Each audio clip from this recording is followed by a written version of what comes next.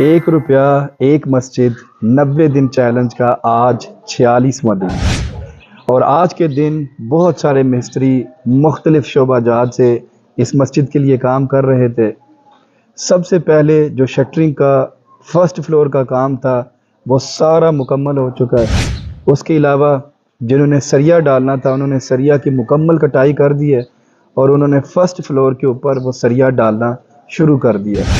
مسجد کا جو ground floor ہے اس کی ایک بڑی دیوار مکمل پلسٹر ہو چکی ہے، اور دوسری دیوار کے اوپر انہوں نے پلسٹر کرنا آج کے دن شروع کر لیا ہے۔ اور آپ میرے پیچھے دیکھ رہے ہوں گے بجری کے ڈھیر لگے ہوئے ہیں۔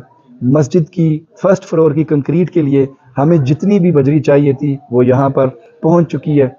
انشاءاللہ تعالی کل ہم یہ ڈیسائیڈ کریں گے کہ اس مسجد کی جو سلیب ہے وہ منگلوار ڈلے گی یا بدھوار ڈلے گی۔ اور آج جنہوں نے اس مسجد کے لیے عطیہ دیا تھا وہ اس دنیا میں نہیں رہے۔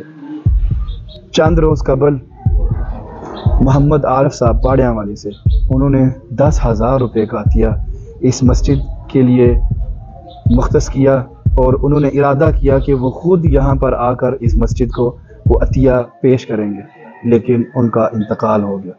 میں اللہ تعالیٰ سے دعا کرتا ہوں کہ اللہ تعالیٰ محمد عارف صاحب کی کامل بخشش اور مغفرت فرمائے، ان کو جنت الفردوس میں اعلیٰ مقام عطا فرمائے، ان کی قبر میں منازل کو آسان فرمائے۔